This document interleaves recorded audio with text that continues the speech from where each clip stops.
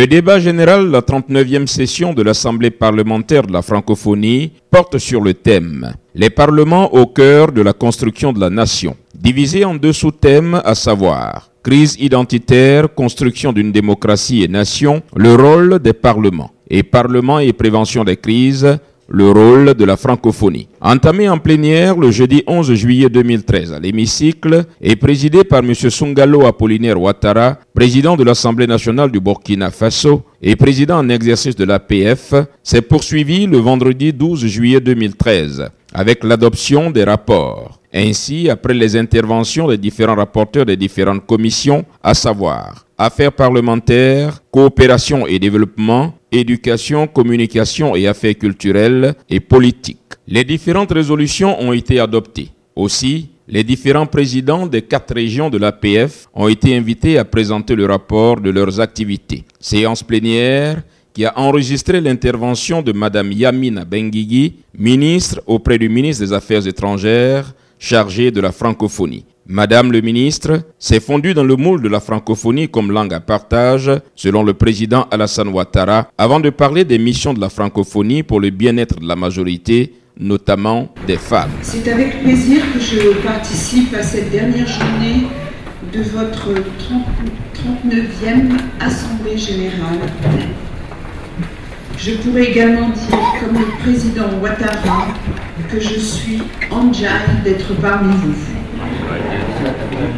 Mesdames et messieurs, lors de cette session de l'APF s'est également tenue la réunion du réseau des femmes parlementaires. Dès mon arrivée dans le gouvernement de Jean-Marc Ayrault, dès les premiers jours, je suis arrivée à Kinshasa en RDC en juillet 2012. Alors que je préparais l'organisation du sommet de la francophonie, des représentantes des associations de femmes congolaises sont venues de Goma m'interpeller sur le drame invisible et sans image qui se jouait dans un silence assourdissant, le viol massif des femmes congolaises dans le Nord Kivu, tout âge confondu. J'ai ressenti de l'indignation quand j'ai découvert la situation de ces femmes violées et des fillettes, parfois moins de 2 ans. La colère m'a envahi face à cette violence. Je découvrais que le viol était une arme de guerre, une arme de destruction. Dès lors, je n'ai eu de cesse d'agir pour faire entendre la voix de ces femmes, car c'était bien dans l'espace francophone que ce drame se jouait. La France, dès juillet, a saisi le Conseil de sécurité des Nations Unies pour un briefing sur la situation de l'Est de la RDC. En septembre, lors de la réunion de haut niveau en marge de l'Assemblée générale des Nations Unies à New York, j'ai demandé, au nom de la France, l'élargissement du mandat de la MONUSCO et j'ai condamné les soutiens extérieurs aux groupes armés. J'ai décidé, depuis ce jour-là, de pousser les portes de mon ministère et que la francophonie devait être un combat.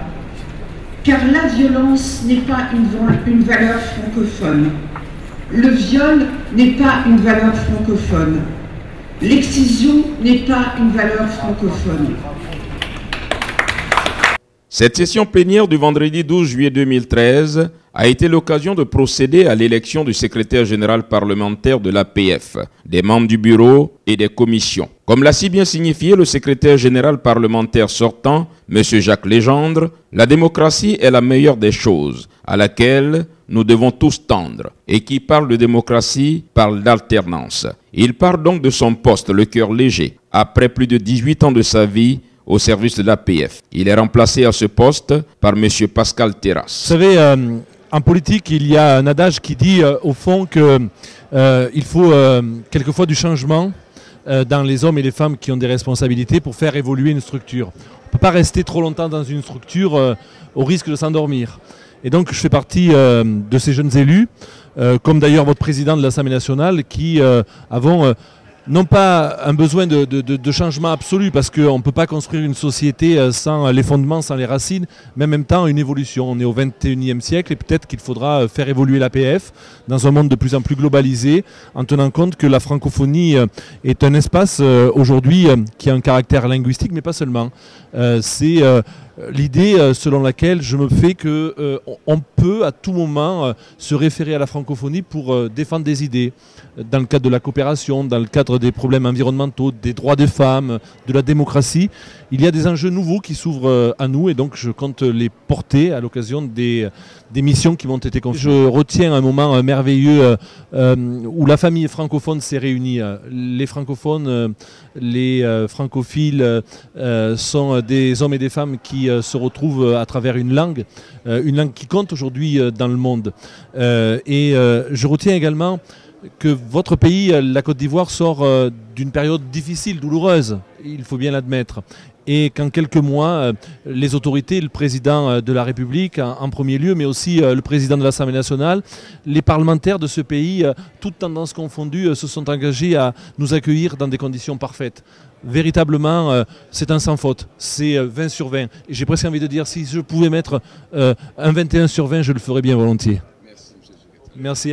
M. Soungalo Apollinaire Ouattara quitte également ses fonctions de président de l'APF au profit de Mme André Champagne, sénatrice canadienne et présidente de la section canadienne. Elle est la deuxième femme à accéder à ce poste. Elle a d'ailleurs été élevée au prestigieux grade de la Pléiade par son prédécesseur au titre de Grand Croix de l'Ordre de la Pléiade pour la francophonie et le dialogue des cultures. Ce que j'ai dit au cours de mon allocution, ma première allocution, c'est que j'espère que nous travaillerons davantage à préparer l'avis de l'APF au sommet de la francophonie. Nous sommes l'Assemblée consultative et je trouve que les membres, l'Assemblée plénière, les membres en général, n'ont pas assez à dire dans cet avis qui est donné à nos chefs d'État. Alors c'est une des premières choses que je voudrais. J'écouterai aussi beaucoup ce que disait mon ami Didier Berbera de la Suisse, qui est le président de la CECAC, la Commission de l'éducation, des communications, des affaires culturelles, qui veut que nous soyons plus précis dans notre suivi de nos propres propositions, nos propres motions de plénière. Alors je pense que pour savoir où on s'en va, il faut savoir d'où on vient. Alors, on vient de loin, regardons vers l'avant et essayons de mieux faire, de faire un meilleur suivi de ce que nous faisons. Nous avons été reçus comme des princes et des princesses. J'en ai fait plusieurs de ces dans tous les pays, dans tous les continents. Et ça a été absolument extraordinaire. Le travail qui a été fait par l'équipe du président Soro, ça a été merveilleux parce que nous avons été accueillis à l'aéroport, nous avons eu de l'aide avec tout. Moi, on a mis une voiture à ma disposition, ce qui était extraordinaire, parce qu'on n'était quand même pas, on n'habitait quand même pas tout près de l'Assemblée nationale. Nous avons bien mangé, ils se sont bien occupés de nous, ça a été merveilleux. On ne peut que les féliciter et les remercier. Le même vendredi 2013 a eu lieu la session conjointe Assemblée parlementaire de la francophonie et Parlement francophone des jeunes. Le PFJ a présenté le rapport des résolutions de toutes les commissions, suivi du concours de joutes oratoires, première édition du PFJ, avec comme président du jury M. Jacques Legendre.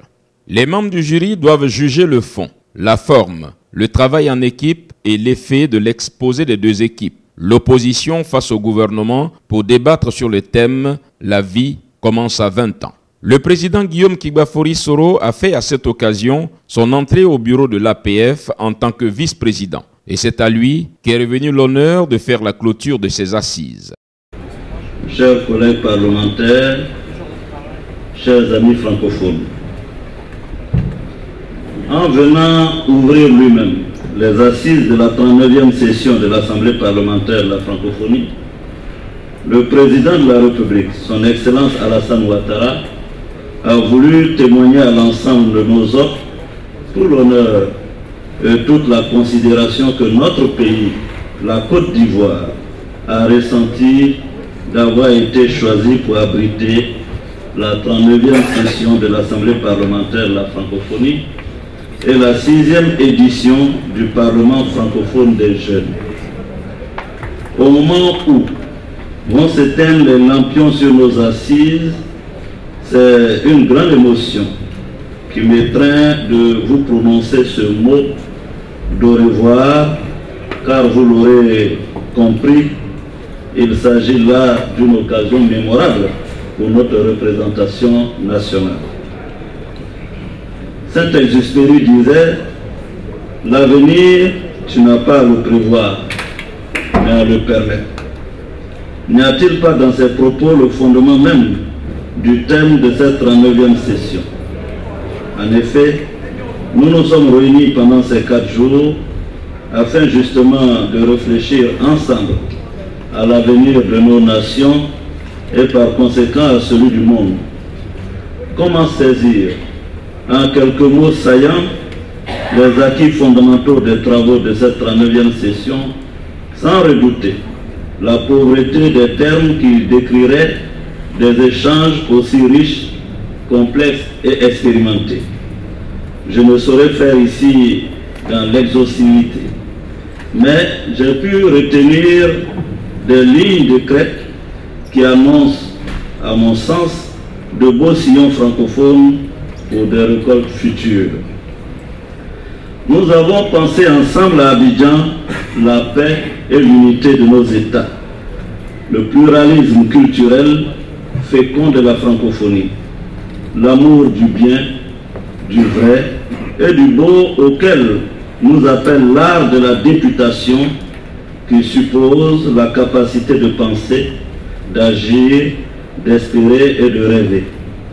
Le savant dosage de la culture, de l'histoire, de la politique et de l'économie dans la construction nationale qui passe par le respect des droits de l'opposition, la pratique parlementaire des grands débats sociaux et le respect des minorités par la majorité politique. La quête sans fin d'une véritable civilisation de l'universel à travers une meilleure mobilisation des parlements et des organisations internationales collatérales pour la prévention et la résolution des conflits et infiniment d'autres nuances qui échapperont nécessairement, je suis convaincu, au cadre limité de mon allocution. Honorables parlementaires, mesdames et messieurs, de toute la richesse des débats de cette session, se dégage pour moi une vision de la francophonie que je voudrais pouvoir comparer à la symbolique africaine des fines tiges de bois qui composent un balai. Une seule tige de feuilles de palmier ne saurait balayer une cour. Il en faut plusieurs.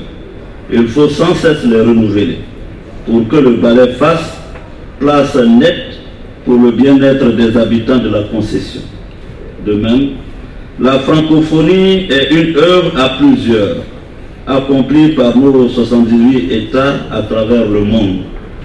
La francophonie est la mise en œuvre de ce projet cosmopolitique que le philosophe Kant considérait comme la cause et la finalité de l'espèce humaine dans l'histoire, à savoir l'émergence d'une république universelle des personnes où la dignité, l'intégrité et le bien-être de tous seraient le souci de chacun. Chers collègues parlementaires, chers amis francophones, au nom de tous les députés et de toute la population ivoirienne, je voudrais vous exprimer mes plus vifs remerciements d'avoir fait pour certains le long déplacement à Abidjan pour ces 2 événements. Je tiens particulièrement à exprimer ma gratitude à tous les présidents des parlements ici présents qui se sont toujours montrés exemplairement généreux envers la Côte d'Ivoire.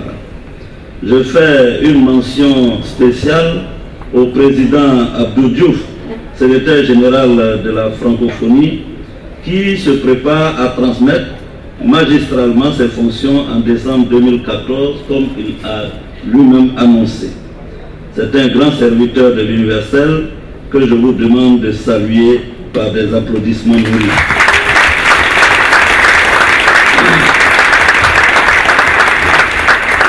Je veux réexprimer mon amitié chaleureuse à M. Jacques Legendre, à M. Jean-Luc Lala, respectivement secrétaire général parlementaire et secrétaire général administratif de l'APF. Mes plus vives félicitations aux nouveaux élus du bureau de l'APF et des commissions, ainsi que des réseaux des femmes parlementaires. Je m'adresse particulièrement à Mme André Champagne, notre nouvelle présidente, et à mon ami et frère Pascal Terrasse, notre nouveau secrétaire général parlementaire. Bienvenue également au nouveau secrétaire général administratif, M. Didier Lobo. Je crois que nous pouvons dire aujourd'hui que cette 39e session a été un réel succès pour l'APF. Grâce à vous, la Côte d'Ivoire a enfin retrouvé sa juste place dans le concert des nations francophones et continuera, je peux vous l'assurer, à jouer son rôle à chaque instant pour l'Assemblée parlementaire de la francophonie. Nous avons essayé de donner le meilleur de nous-mêmes. Nous avons aussi tenté de vous recevoir avec fraternité et cordialité. Je voudrais aussi remercier les députés ivoiriens et tous les collaborateurs tant de la session ivoirienne que du secrétariat général de l'APF. Merci à eux pour leur dévouement, leur disponibilité constante et le travail qu'ils ont fourni depuis plusieurs mois. J'espère de tout cœur que vous serez nombreux à revenir dans notre pays. C'est donc avec joie et espoir que je vous dis, ce n'est qu'un au revoir, chers amis et collègues. Comme on le dit chez nous à Abidjan, on s'attrape à tous les coups à la 40e session de l'APF à Ottawa. Merci encore à chacune et à chacun de vous et à bientôt. Rendez-vous dans un an à Ottawa au Canada pour d'autres assises de l'APF.